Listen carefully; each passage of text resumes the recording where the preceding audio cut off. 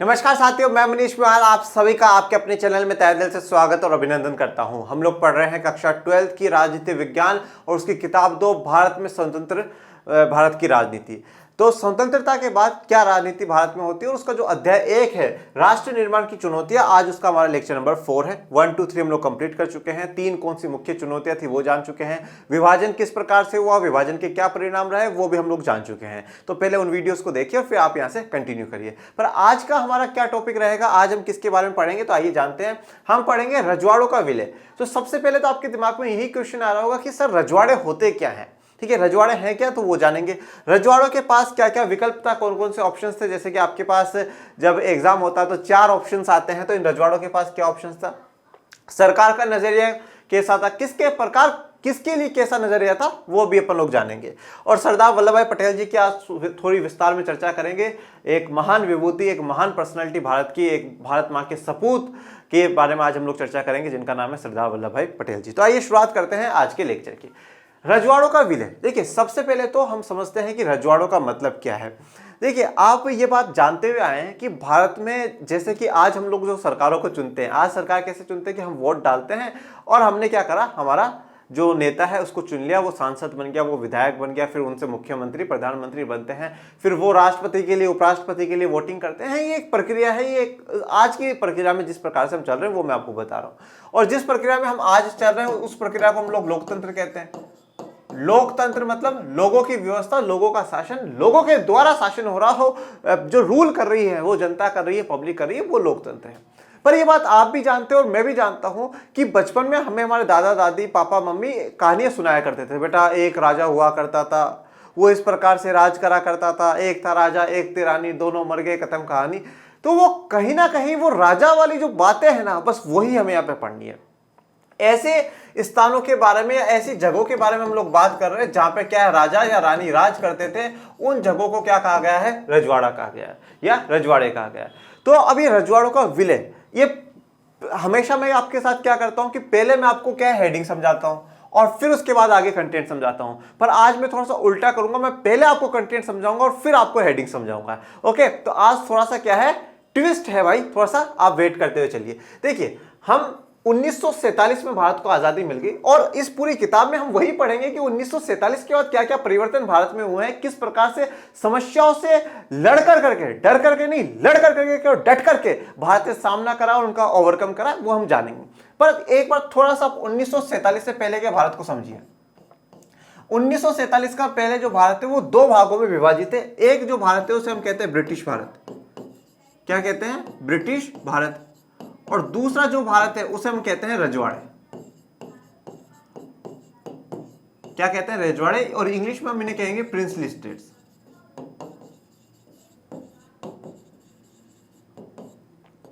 Princely states.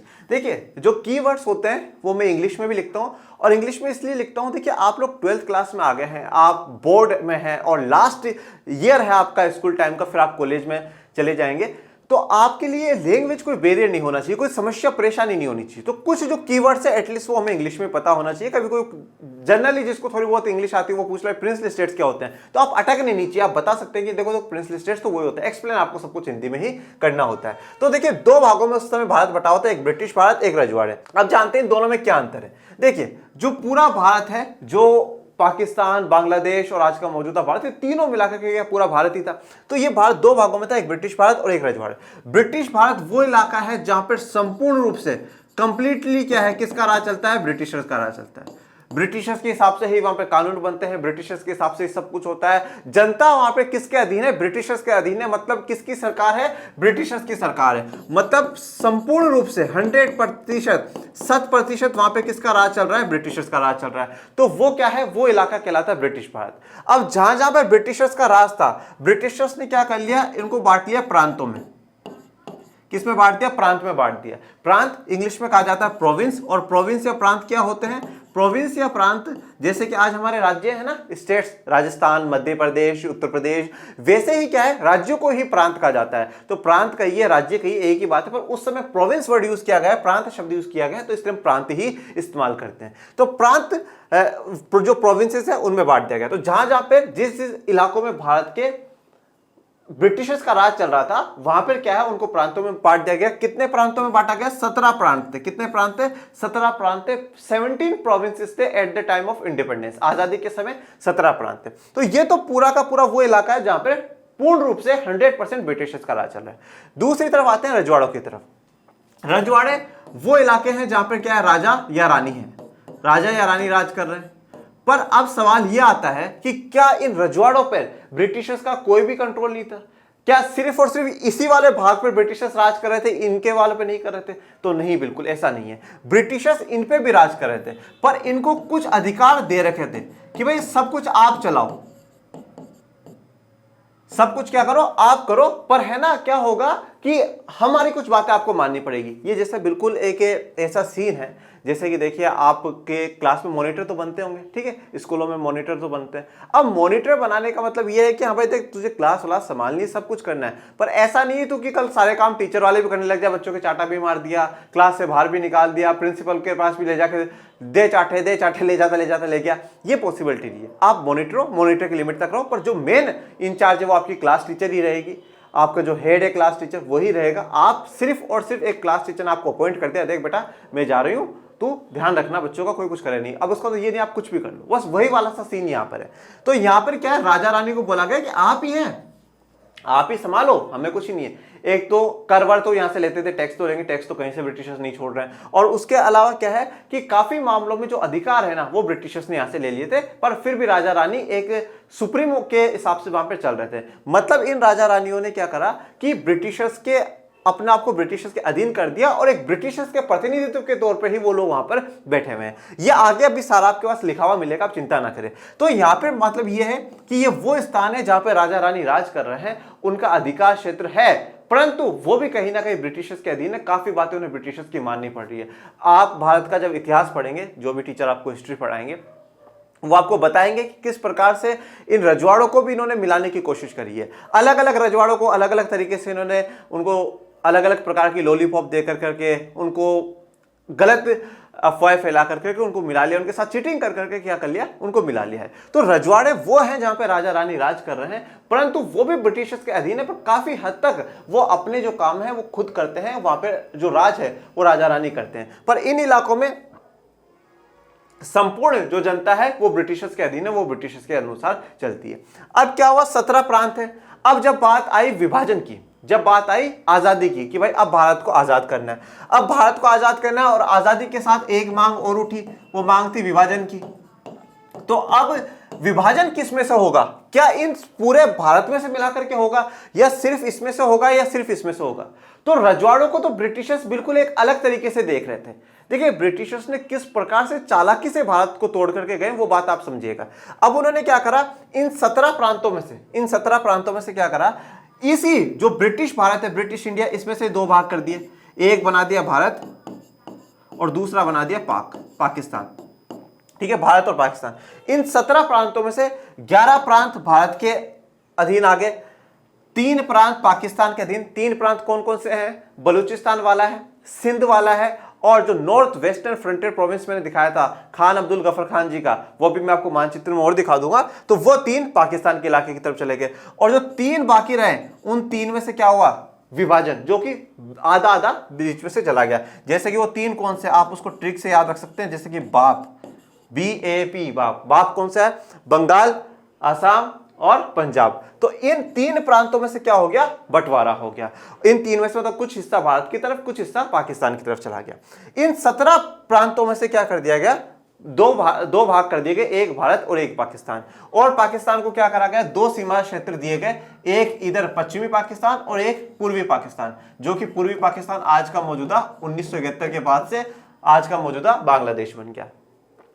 फिर बात आती है कि रजवाड़ों की। अब रजवाड़ों का क्या होगा? तो ब्रिटिशर्स ने सोचा यार भारत को बहुत कमजोर कर दिया है, भारत को बहुत तोड़ दिया है। भारत के पास जितना एरिया था उसमें से पहले 2 क्षेत्र तो हमने पाकिस्तान को दे दिए हैं, और अब इन रजवाड़ों को क्या करा जाए, ऐसा काम कर दिया जाए कि भारत बिल्कुल पूरी तरीके से टूट जाए। तो उन्होंने क्या करा, इन रजवाड़ों को बोल दिया तुम आजाद हो, तुम जैसा करना चाहो वैसा करो।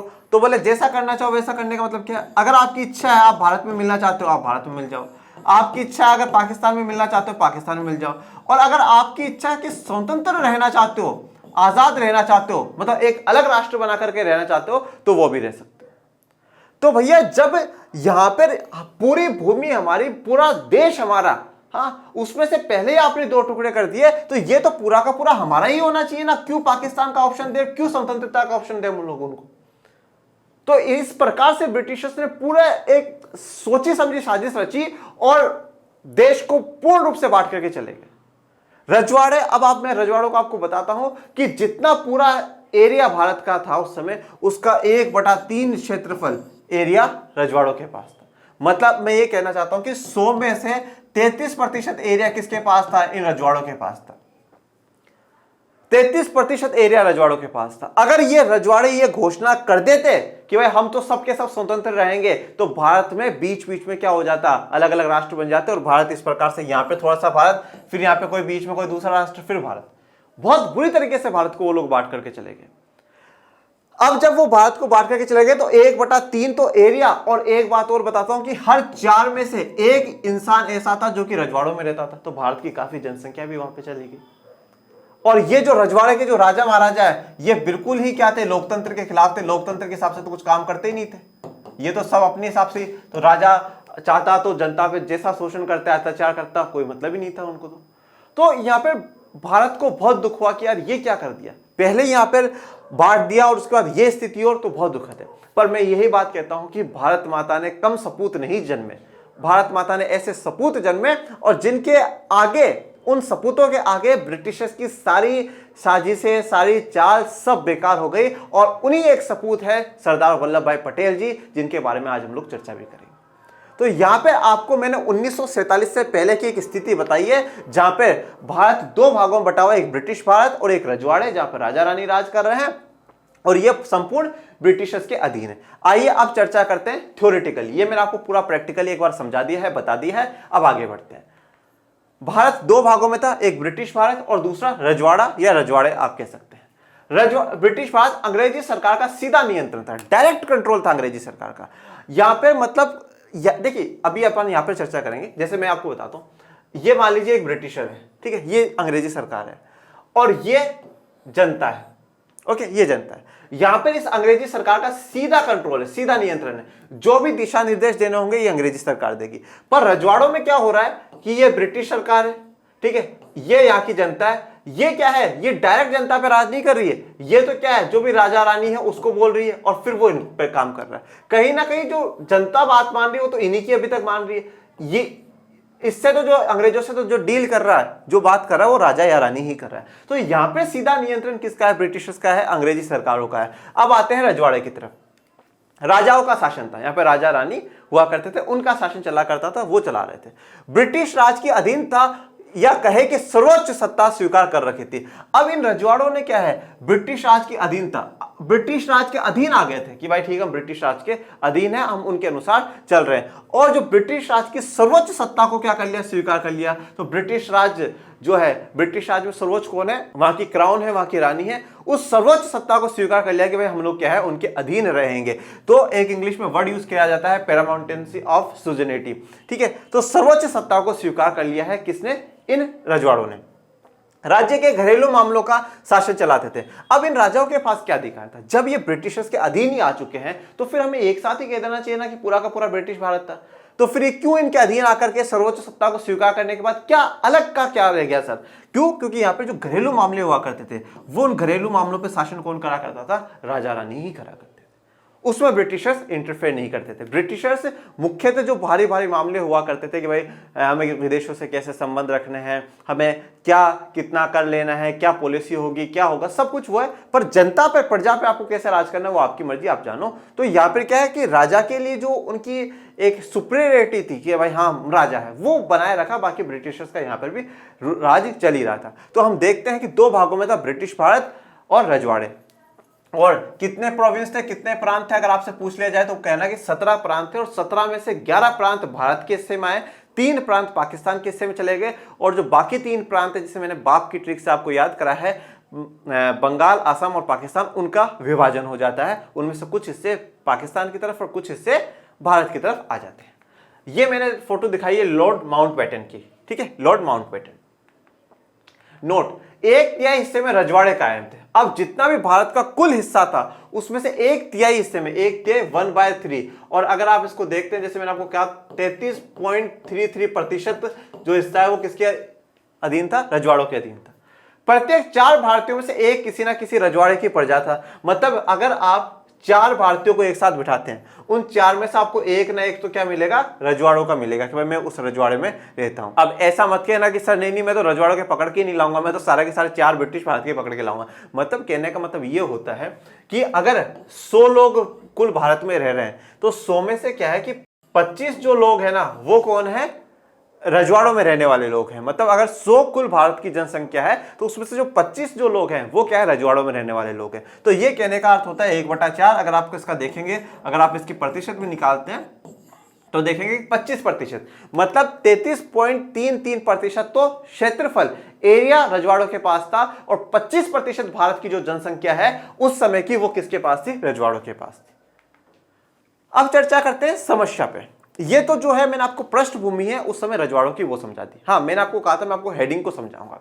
रजवाड़ों का विलय, रजवाड़े समझ में आ गया क्या होता है? विलय का मतलब होता है इंटीग्रेशन, उनको मिलाना।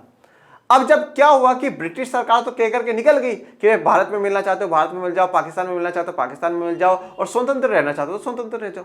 पर यह बात हमें कैसे हजम होगी? भाई हमारे ही देश का आप इतना विभाजन कर दोगे कैसे? तो उन रजवाड़ों को मिलाया, बहुत युक्तिपूर्ण तरीके से, बहुत चालाकी से उन रजवाड़ों को भारत में मिलाया गया, और वो रजवाड़े खुशी खुशी फिर भारत में मिल जाते हैं। आजादी के तुरंत पहले अंग्रेजी शासन ने घोषणा की कि भारत पर ब्रिटिश प्रभुत्व के साथ ही रजवाड़े भी ब्रिटिश अधीनता से आजाद हो जाएंगे। जैसा कि अब भी अपन लोगों ने पढ़ा, रजवाड़ों ने भी क्या कर रखा था? ब्रिटिशर्स की अधीनता को स्वीकार कर रखा था। जो सर्वोच्च सत्ता है ब्रिटिशर्स की उसको स्वीकार रजवाड़ों ने भी कर रखा था। तो आजादी के तुरंत पहले, देखिए आजादी से पहले एक माउंटबेटन प्लान आता है। माउंटबेटन प्लान भी कहते हैं उसे, पार्टीशन प्लान भी कहते हैं उसे, इंडिपेंडेंस एक्ट भी कहा जाता है 1947 का, काफी नामों से उसे जाना जाता है, और उस पर हम एक अलग से वीडियो बना करके कभी चर्चा करेंगे कि क्या होता है। तो उस माउंटबेटन प्लान में उसमें ये चर्चा कर दी जाती है कि जब भारत आजाद होगा और उसमें विभाजन कैसे होगा वो भी सारी बातें कर दी गई, और यह भी कह दिया गया कि जैसे ही भारत की आजादी होगी अंग्रेजी शासन से वो मुक्त हो जाएगा, उसी समय रजवाड़े भी क्या हो जाएंगे? आजाद हो जाएंगे। रजवाड़े भी ब्रिटिश शासन से आजाद हो जाएंगे। यहां पे सिर्फ और सिर्फ ब्रिटिश भारत आजाद नहीं है, वहां पर ब्रिटिश भारत जैसे ही आजाद होगा वैसे भी क्या होगा? रजवाड़े भी ब्रिटिश शासन से मुक्त हो जाएंगे, फ्री हो जाएंगे। सभी रजवाड़ों की संख्या 565 थी। ब्रिटिश राज की समाप्ति के साथ ही कानूनी तौर पर आजाद हो जाएंगे। अब देखिए जो सभी रजवाड़े, अब आप पूछेंगे टोटल रजवाड़ों की संख्या कितनी थी, मतलब टोटल प्रिंसली स्टेट्स कितने थे? तो टोटल जो प्रिंसली स्टेट्स थे वो थे 565। अब देखिए बहुत ध्यान से बात को सुनिएगा, अगर अभी भी आपको थोड़ा सा कंफ्यूजन आ रहा है, मैं आपको देखिए जो उस समय पूरा भारत था, जैसे मान लीजिए ये पूरा भारत है, ओके। अपन एक थोड़ा सा क्लियर डिवीजन लेते हैं। भाई ये मान लीजिए ये हिस्सा है, ये वाला जो हिस्सा है ये है ब्रिटिश इंडिया का, ब्रिटिश भारत का, ओके। ये वाला हिस्सा हो गया। इस ब्रिटिश इंडिया, ब्रिटिश भारत का जो भाग है इसको क्या करा गया? 17 प्रांतों में बांट दिया गया, 17 स्टेट्स में बांट दिया गया, ठीक है, या प्रोविंस या स्टेट्स आप जो भी कहना चाहे उसमें। अब ये जो वाला भाग है ये रह गया प्रिंसली स्टेट्स का, या आप कहते हैं रजवाड़े। ये रजवाड़े मतलब ये रजवाड़े कितने थे? 565 थे। मतलब आप ये कह सकते हैं कि 565 राजा उस समय राज कर रहे थे। मतलब 565 यहां पर आप कह सकते हैं कि अलग अलग राज्य थे या अलग अलग राजाओं का राज चलता था, ओके। तो ये 565 थे। तो जैसे ही ये ब्रिटिश इंडिया वाला भाग आजाद होता है, ब्रिटिश शासन इसको मुक्त कर देता है, तो वो माउंटबेटन प्लान में ये भी लिख देता है कि हाँ भाई ये जितने रजवाड़े हैं, सभी रजवाड़े, और कितने हैं टोटल 565 रजवाड़े हैं, वो भी क्या हो जाएंगे? स्वतंत्र हो जाएंगे, कानूनी रूप से आजाद हो जाएंगे। अब आजाद होने के बाद इनको क्या राह दिखाई वो देखिएगा। रजवाड़ों के पास विकल्प, अब रजवाड़ों को क्या क्या ऑप्शन दिया गया कि भाई आप क्या क्या कर सकते हैं। तो रजवाड़ों को 3 ऑप्शन मिले। पहला कि आप भारत में शामिल हो जाइए, अगर आप भारत में शामिल होना चाहते हैं तो भारत में शामिल हो जाइए। दूसरा, जो नया राष्ट्र हमने बनाया है पाकिस्तान, उसमें शामिल हो जाइए। और अगर आप दोनों में ही नहीं होना चाहते तो स्वतंत्र अस्तित्व बनाए रखिए। अस्तित्व का मतलब क्या है कि जो आपकी पहचान है, आपकी आइडेंटिफिकेशन है, आप अपने आप को बनाए रखें, स्वतंत्र रहे, आजाद रहे, आपको कोई दिक्कत वाली बात नहीं है। ये ब्रिटिशर्स कह करके जाते हैं। तो रजवाड़ों के पास 3 विकल्प आ गए कि भारत में शामिल हो जाओ, पाकिस्तान में हो जाओ, या स्वतंत्र अस्तित्व बनाना, मतलब स्वतंत्र राष्ट्र, स्वतंत्र देश बना करके रहना चाहते हो वो भी रह सकते हो। फैसला लेने का अधिकार राजाओं को दिया गया, न कि प्रजा को। अब ये जो फैसला लेना है, किसके पास जाना है? भारत के पास जाना है, पाकिस्तान के पास जाना है, या स्वतंत्र रहना है? तो ये जो फैसला लेने का, जो डिसीजन लेने की पावर जो दिया गया, वो किसको दिया गया? राजाओं को दिया गया। प्रजा को नहीं दिया गया, जनता को नहीं दिया गया, क्योंकि जनता तो चाहती थी कि भाई भारत में मिल जाए, सब चाहते थे, ज्यादातर जनता चाहती थी। और अब ये हम लोग देखेंगे आगे कि जनता ने काफी जन समर्थन जो है वो भारत सरकार को मिला है कि नहीं हमें भारत में ही मिलना है, हमें रजवाड़ों में राजाओं के अधीन नहीं रहना है। ठीक है, तो ये जो फैसला लेने का अधिकार है, ये जो राइट है, ये किसको है? राजा को दिया गया, न कि जनता को दिया गया। तो जैसे कि मैंने आपको यहाँ पे एक राजा जी की तस्वीर दिखाई है। अब ये क्या थी? बड़ी गंभीर समस्या थी कि राजाओं को ये फैसला लेने की बात कह दी कि राजा फैसला लेंगे। अब मतलब आपको राजाओं से बात करनी पड़ेगी। अब कोई राजा हो सकता है कि बिल्कुल ही विपक्ष में हो कि नहीं हमें तो किसी से नहीं मिलना, हम तो बिल्कुल ही अलग रहेंगे। तो ये बहुत बड़ी गंभीर समस्या हो गई। और देखिए, पाकिस्तान के लिए इतनी बड़ी गंभीर समस्या नहीं थी, क्योंकि भाई वो तो क्या था, उनको तो 2 सीमा क्षेत्र मिल गए। हाँ, समस्या तो भारत के लिए हो गई ना। पहले ही भारत माँ के 2 टुकड़े हो चुके थे, भारत और पाकिस्तान के रूप में। अब उसमें से भी क्या हो कि बोला नहीं जो रजवाड़े हैं वो आजाद हो जाए। कैसे आजाद हो जाए? कैसे जाने दें हम उन्हें? वो हमारे हैं और हमारे ही रहेंगे, कैसे हम उनको जाने दें? तो ये भारत के लिए काफी गंभीर समस्या हो गई। अखंड भारत के अस्तित्व पर ही खतरा था। देखिए, अब अखंड भारत का मतलब समझिएगा। खंड का मतलब क्या होता है? भाग हो जाए, भाग। जैसा आप एग्जाम में भी देखते होंगे, खंड ए, खंड ब, ऐसा आता है। तो खंड मतलब सेक्शंस या भाग होना। तो अखंड भारत का सपना था। अखंड भारत मतलब जिसका खंड ना हो, जो इसके टुकड़े ना हो, जो बटे ना, ऐसा भारत, अखंड भारत। पर ये क्या? ये तो ब्रिटिश सरकार बांट करके चली गई। पहले 2 सीमा क्षेत्र पाकिस्तान को देकर चली गई, और अब ये जो रजवाड़े हैं ये अगर अलग हो जाएंगे तो जो अखंड भारत का सपना था वो सपना तो अधूरा ही रह जाएगा। ये अखंड भारत का जो अस्तित्व है ये खतरे पे आ जाएगा। अब रजवाड़ों द्वारा आजाद रहने की मांग। अब ये रजवाड़े भारत की तरफ जाना चाहते हैं या पाकिस्तान की तरफ जाना चाहते हैं या आजाद रहना चाहते हैं? पर एक चीज आप थोड़ा सा क्लियर करके चलिएगा। ये मानचित्र आपकी एनसीईआरटी में दिया है और इस मानचित्र को देखिएगा।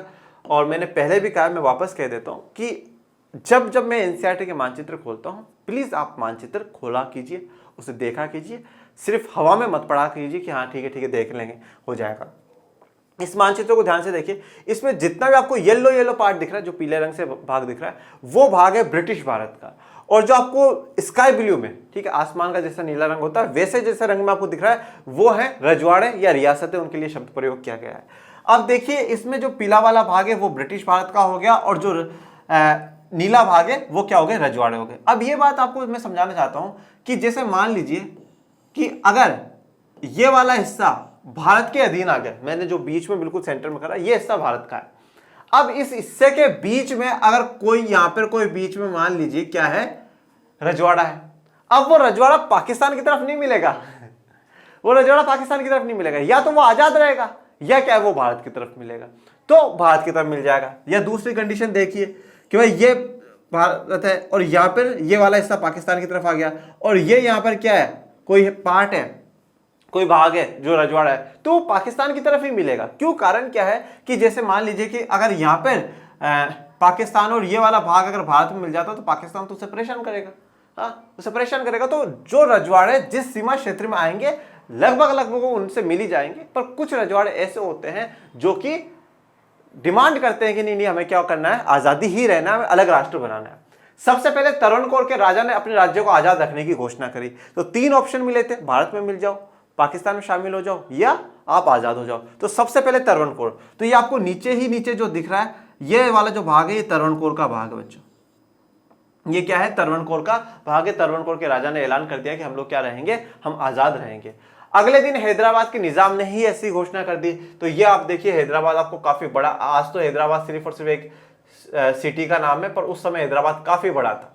तो हैदराबाद जो रजवाड़ा है उसका जो निजाम है, निजाम एक टाइटल है, एक उपाधि है, एक पोस्ट है, ठीक है।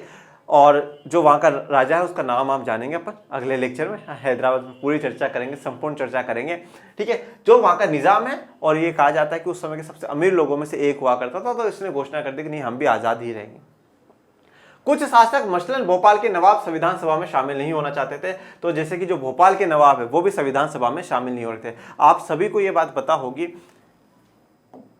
कि आज़ादी हमें 15 अगस्त 1947 को मिली है।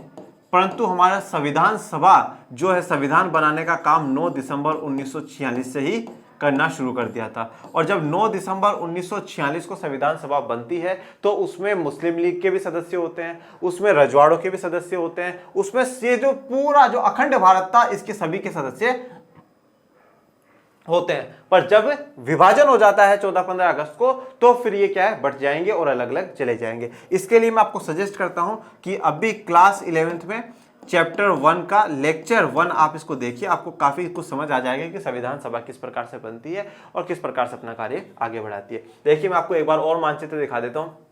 ये सिंध वाला इलाका है, ठीक है, सिंध बलूचिस्तान यहाँ पर, ठीक है, सिंध बलूचिस्तान। और जो मैंने कहा था कि पश्चिमोत्तर सीमा प्रांत, तो इधर वाला जो है ये ऊपर का हिस्सा ये वहां 3 पाकिस्तान की तरफ हो जाते हैं और बंगाल में से, असम में से और पंजाब में से विभाजन हो जाता है।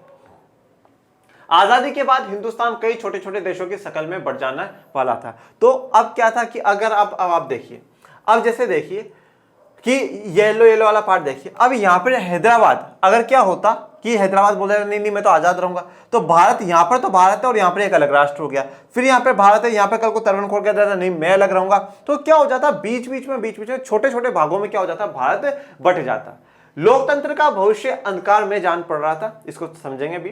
भारतीय स्वतंत्रता संग्राम का लक्ष्य एकता और आत्मनिर्णय के साथ साथ लोकतंत्र का रास्ता अख्तियार करना था। देखिए हमने सबसे पहले लेक्चर में यही पढ़ा था कि भारत के 3 चैलेंजेस हैं, एकता, लोकतंत्र और विकास। इसकी याद करने की मैंने आपको एक ट्रिक भी बताई थी। तो एकता, लोकतंत्र और विकास।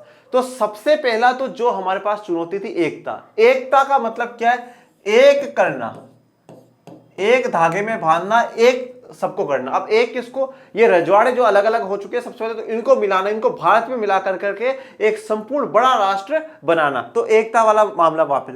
दूसरा, भारत का हमेशा से क्या है, लोकतंत्र की तरफ झुकाव रहा है, जहां पर ये चाहते हैं कि क्या हो, जनता का राज हो, किसी राजा महाराजा का इनका राज नहीं हो। और जो राजा महाराजा हैं वो क्या करते हैं, वो लोगों पे शोषण करते हैं, अत्याचार करते हैं, लोगों को कोई अधिकार ही नहीं देते। तो भारत के 2 सपने एक साथ कहीं ना कहीं टूट रहे थे। एक तो जो सपना था अखंड भारत का जो अस्तित्व था वो खतरे में आ रहा था, क्योंकि भारत छोटे छोटे टुकड़ों में ब्रिटिश सरकार बांट करके जा रही थी, एक खतरा वो। और दूसरा, भारत को यह भी चिंता थी कि अगर ये रजवाड़े अलग हो जाते हैं और अलग राष्ट्र बनाते हैं तो बाकी जनता का बहुत बुरा हालत हो जाएगी, वहां लोकतंत्र खतरे में आ जाएगा, लोकतंत्र को जन्म ही नहीं लेने देंगे वो लोग। तो लोकतंत्र क्या हो जाएगा, अंधकार में हो जाएगा, अंधकार में आ जाएगा। तो भारतीय स्वतंत्रता संग्राम, जब भारत की आजादी के आंदोलन चल रहे थे तो एकता और आत्मनिर्णय, ठीक है, एकता और आत्मनिर्णय के साथ लोकतंत्र का रास्ता अख्तियार करना भी एक मकसद था भारतीय स्वतंत्रता जो सेनानी है उन लोगों के लिए। अख्तियार करना मतलब हासिल करना। ओके, नोट, अधिकतर रजवाड़ों में शासन अलोकतांत्रिक रीति से चलाया जाता था और रजवाड़ों के शासक अपनी प्रजा को लोकतांत्रिक अधिकार देने के लिए तैयार नहीं थे। तो मैंने जैसे आपको कहा कि अधिकतर जो रजवाड़े हैं उनमें लोकतंत्र था ही नहीं। वहां पर तो राजा महाराजा क्या है कि भाई अपने हिसाब से सब कुछ चलाना चाहते थे, कि जैसा मैं चाहता हूं वैसा ही चले, बाकी उनको जनता से किसी से कोई मतलब ही नहीं होता। फिर जानते हैं कि सरकार का नजरिया। अब सरकार ने क्या काम करा, सरकार ने क्या रोल निभाया, सरकार ने क्या इन रजवाड़ों को जोड़ने की कोशिश करी, वो जानते हैं। छोटे बड़े विभिन्न आकार के देशों में बढ़ जाने की इस संभावना के विरुद्ध अंतरिम सरकार ने कड़ा रुख अपनाया। देखिए पहले तो आप इस अंतरिम सरकार के शब्द को समझिए। अगर इसे मैं इंग्लिश में लिखता हूं तो इसे हम कहते हैं इंटरिम गवर्नमेंट। क्या कहते हैं, इंटरिम गवर्नमेंट, अंतरिम सरकार, ठीक है। प्रोविजनल गवर्नमेंट भी कहा जाता है। क्या कहा जाता है, प्रोविजनल।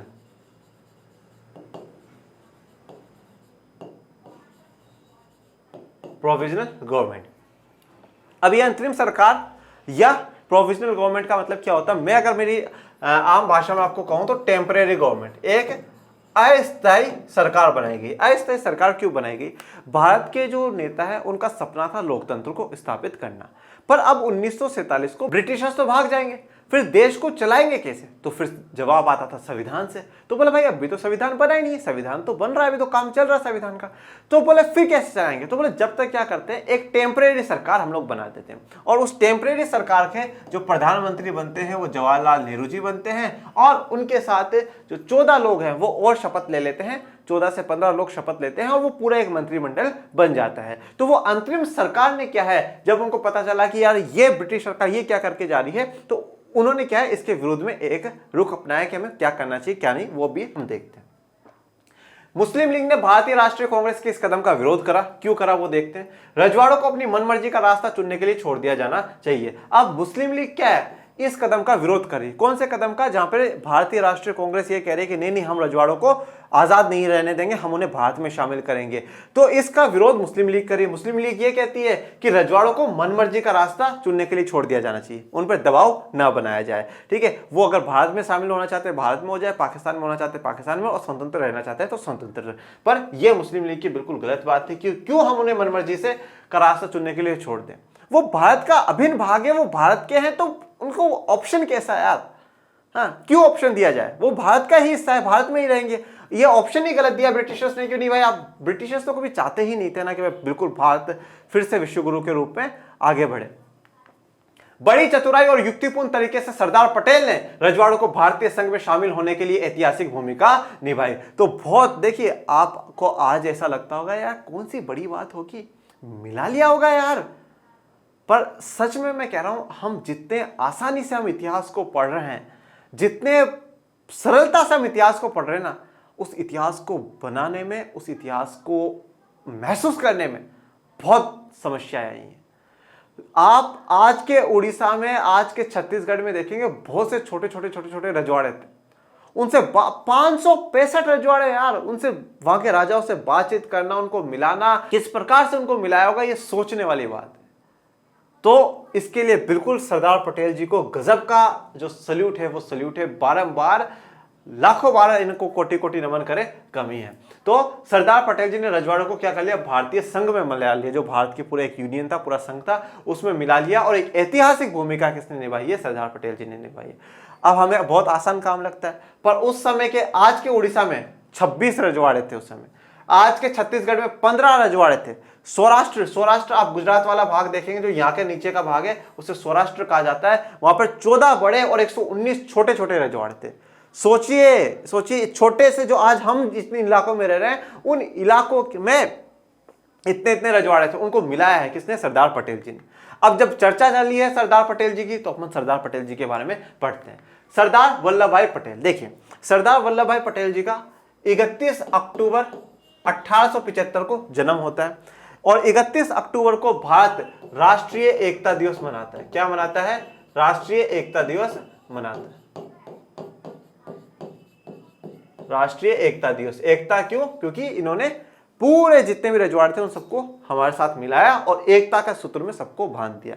तो राष्ट्रीय एकता दिवस मनाई जाती है, और आप सभी को पता होगा विश्व की सबसे जो ऊंची मूर्ति है वो सरदार पटेल जी की है, जैसे हम स्टैच्यू ऑफ यूनिटी कहते हैं। ठीक है, कहां पर है, गुजरात में है।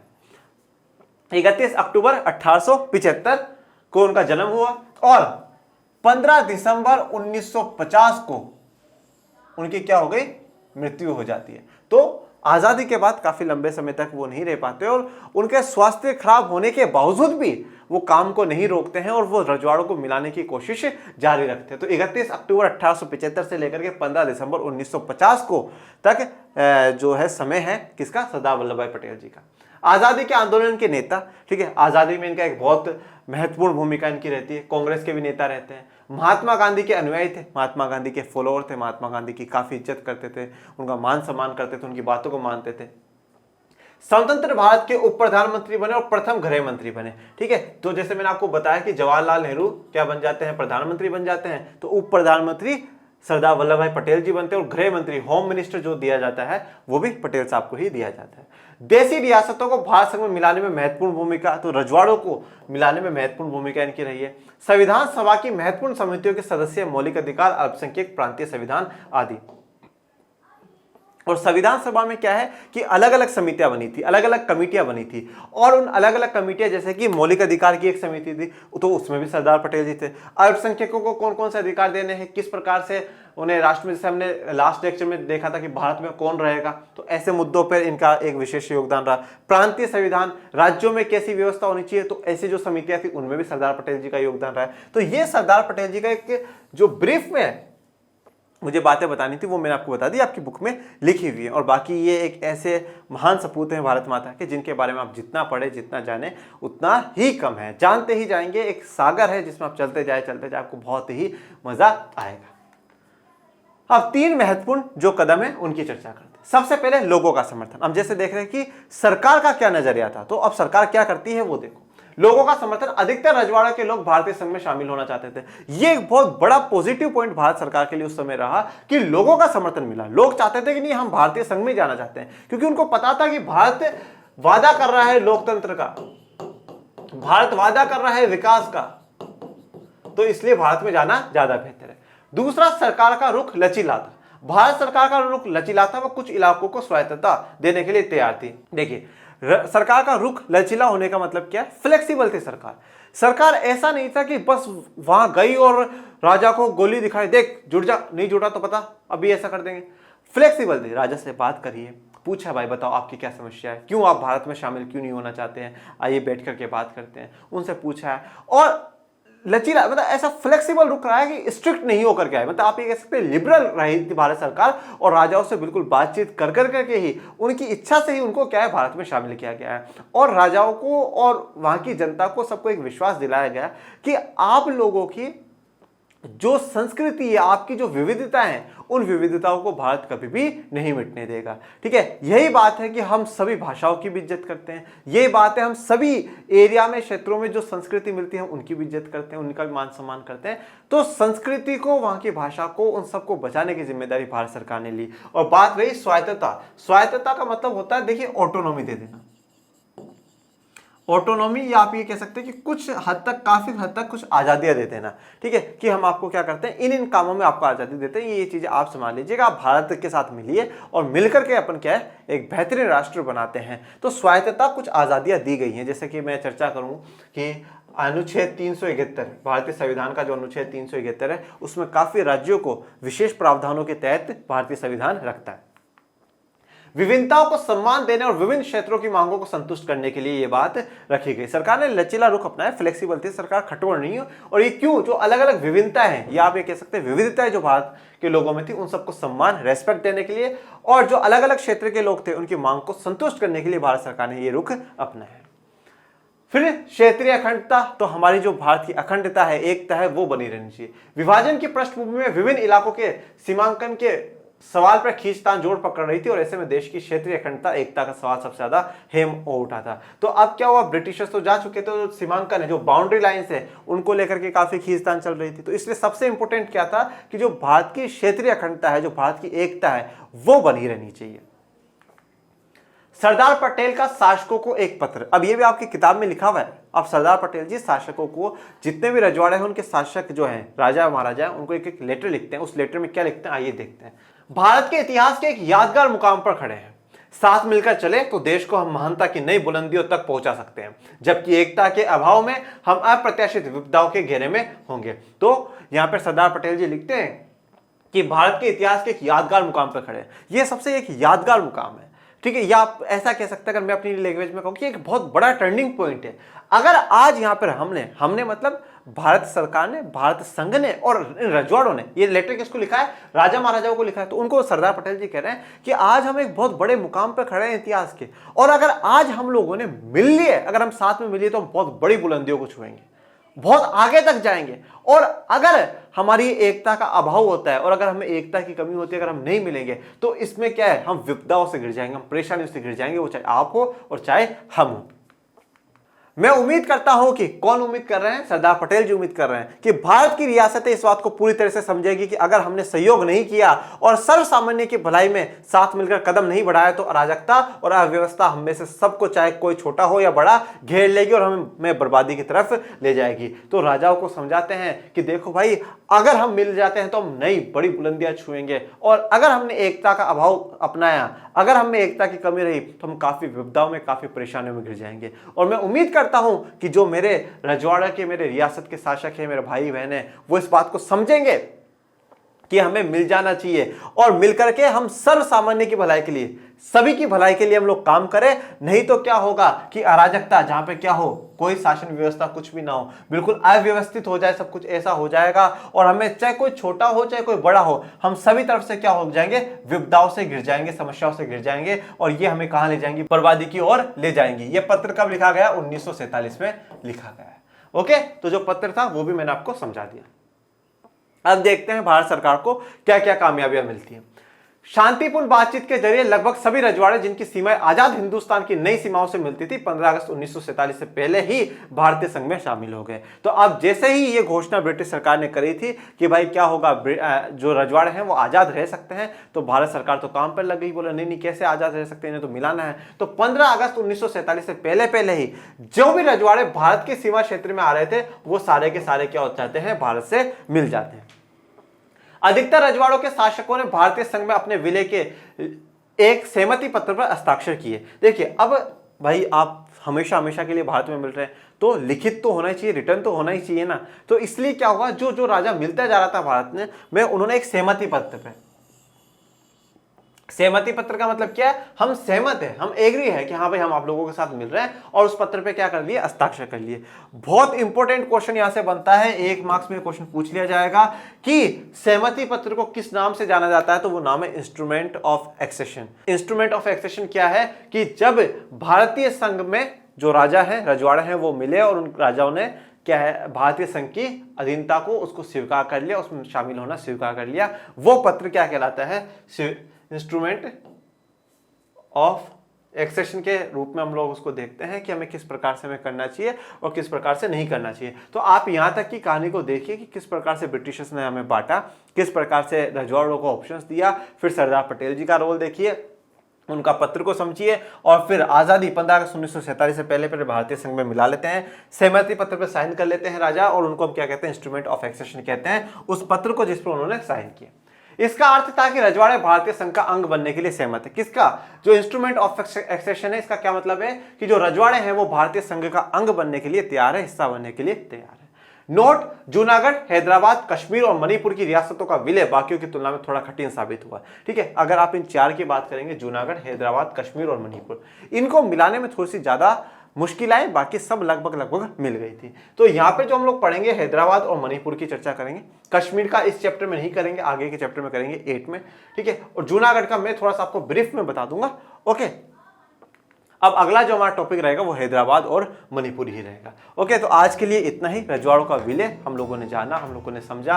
अब आप लोग मुझे कमेंट बॉक्स में कमेंट करके बताइएगा कि आपको कैसा लगा लेक्चर, और ज़्यादा से ज़्यादा प्लीज़ लाइक शेयर सब्सक्राइब कर दिया करो माय डियर स्टूडेंट्स। और 11th वालों के लिए भी वीडियोज़ आ रहे हैं, 12th वालों के लिए भी आ रहे हैं पॉलिटी के। धीरे धीरे आपके ज्योग्राफी, हिस्ट्री को सब कुछ स्टार्ट हो जाएगा, पर जो मिल रहा है उसे पढ़िए और आगे बढ़िए। मिलते हैं नेक्स्ट लेक्चर में, तब तक के लिए थैंक यू सो मच। जय हिंद, जय भारत।